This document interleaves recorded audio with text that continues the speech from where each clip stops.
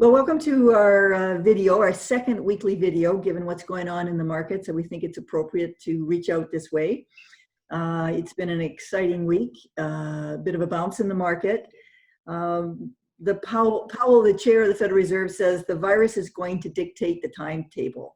And we know the virus is still getting worse, climbing the curve, yet the market had a pretty good bounce this week. So what is it telling us, Wayne? Well, it's telling us that look at the dynamics of a correction. There's three phases. There's the downward flush, the panic, a rebound, and then a retest. And the panic was last week. The rebound was this week. We'll probably get a retest in April. And there's good news this week. Obviously, the Federal Reserve stepped in hard. And we've got a package passed this week as well through Congress for supporting the people that are out of work. And we've got similar packages in Canada. I guess a lot of wise people are very worried about the plumbing of the market, as they call it, or the liquidity, the bond market, the high yield market, the mortgage market, the commercial paper market. These things are showing signs of wanting to freeze up, which is not good. And tell us what the Fed and the Bank of Canada are doing. You don't have to tell us the detail, but do you think it's enough? Do you think what they're doing will work? Well, I think they've done enough in the U.S. They've done the Fed stepping in. Powell said he'll be there and buy everything in sight if he has to. Canada's a bit slow in the draw, and today they announced they're coming in to buy bonds, buy government bonds, and buy corporate bonds. So they're getting with the program. And our corporate bond market was very tight. This should hopefully free it up and loosen it up. I think the market's getting a bead on the pandemic. There's lots of modeling going on out there. They can figure out how that's going to turn out. And I think it's starting to deal with the other problem we have right now, and that's problem in the credit system, obviously, with solvency and those kinds of things. So there's good news, I think, in the pandemic too, in terms of what's happening in Asia. We're seeing some improvements in China, and it's pretty optimistic. And actually, Italy is flattening the curve.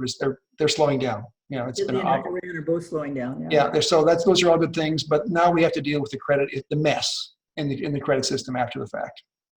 Well, at least we're getting help from the people that count. I don't want these weekly meetings to turn into, what stocks were bought and sold last week, because that's a little too short term. But I do want to review how you repositioned the sectors and some of the names that you did buy, and how did our portfolios do last week, given the repositioning that you did do about 10 days ago? Well, I believe our trading did help us over the course of the past week. This market there's sort of the haves and the have-nots, and there's a lot of winners in this market and a lot of big losers in this market.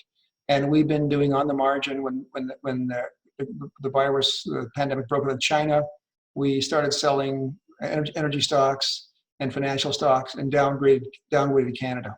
And that was our first thing that we actually did.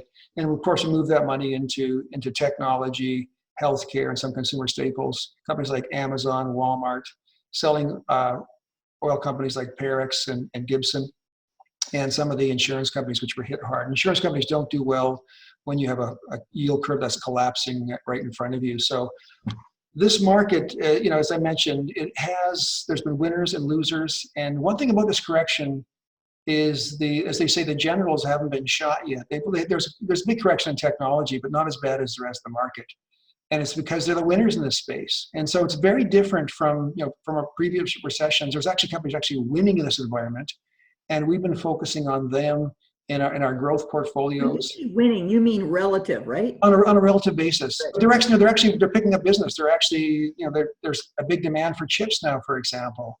Right. And Amazon's very busy. They're hiring people. So it's good to remember, in the panic stage, there was no diversification. All stocks were down 20, 25%, didn't matter who you were. Yes. But in this past week or so, there's been this winners and losers happening. Yes, and we're also seeing some of the value stocks starting to bounce back, more quality value, I would say. Our dividend strategies have started to outperform this week.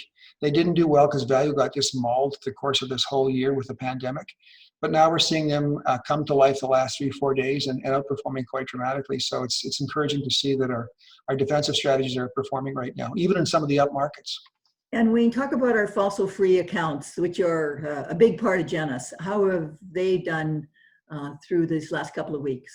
They've done very well. Obviously, they don't have any energy. They have more of a focus on technology, and they're outperforming. And also, we have an impact fund, which the idea of the impact fund is you focus. It's fossil free, of course, but you also focus on the winners of an environment where there's climate change issues. And so it's really cleaned up. It's active, probably 8% right now over the market right now. So it's really bearing out.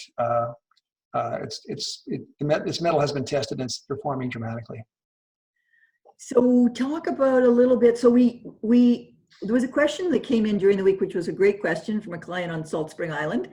And it was, Genus, what do you do when I have a policy mix, say, of 60-40 stocks bonds, and the market goes down 30% and the bond market stays flat? Well, with no trades, the new asset mix of the account is 50-50 with no action. And what do you do, Genus, in terms of rebalancing those accounts? And that really comes back to your individual portfolio manager. That's not done by Wayne and his team. That's done by the portfolio manager you talk to. And it, like a good lawyer, I'd say the answer is it depends. It depends on your cash flow needs and your liquidity needs. And for clients who take no cash flow out of their accounts, we've been more aggressive at getting back to your policy weight. For the clients that are spending their dividends and interest and maybe a little bit of capital, we have not been getting back to your policy weight. So it comes back to your individual plan. And so that's why I encourage you to talk to your portfolio manager to talk about where you are. But yes, for almost all our accounts and for the foundations, we've been selling bonds and buying stocks, which we talked about last week, which we've done a little bit more this week, but not much. So that was a great question from Salt Spring. One of the things that so many Canadians own are Canadian banks. It's a big part of Canadians' portfolios, even if they don't realize it, any pension plan they participate in, and so on. And I see Royal Bank came out yesterday with the, don't worry, we won't cut our dividend statement. But what do you think, Wayne? Do you think the dividends are safe from our big Canadian banks? Yeah, I do. If a second wave hits later on this year and this thing accelerates, all bets are off. But I think it's going to be something like 2008. They actually, in 2008, they froze their dividends for a couple of years. So it's that'd be my forecast, I'd say, over the next couple of years. Freezing is much different than reducing. So yes, that's a good forecast. And also, we have within our client portfolios, we have I think the strongest banks, TD and Royal Bank. Royal Bank has a lot of exposure to the U.S. already, so they have less exposure to the oil patch in Canada. They're diversified into wealth management, and insurance, and other areas too. So I think we have two of the best, and so we're happy with that. So Wayne, big picture for the week, what do you think our clients should know that we're up to?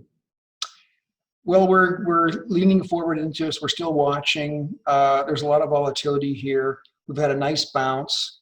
I believe we'll get a retest in April as some of the bad news comes out. We're on the portfolios daily looking for areas. Our focus of our team right now is to focus on solvency and solvency issues within our portfolio. And that's going to be our key, is get into the fundamentals, see where there's any kind of issues and try and avoid those, and just keep avoiding any torpedoes. Keep the plumbing happening. Yeah. Well, I hope that gives you some insight on what we're up to. We really appreciate your time. I'm assuming everybody's at home, like Wayne and I are, self-isolating, not our children not letting us near them. And we wish you all the best. And thank you for being such great clients. You guys are really terrific, and you're good at staying rational as we go through this. So it's a team effort here, and so we appreciate your help. And we'll talk to you next week. Thank you very much.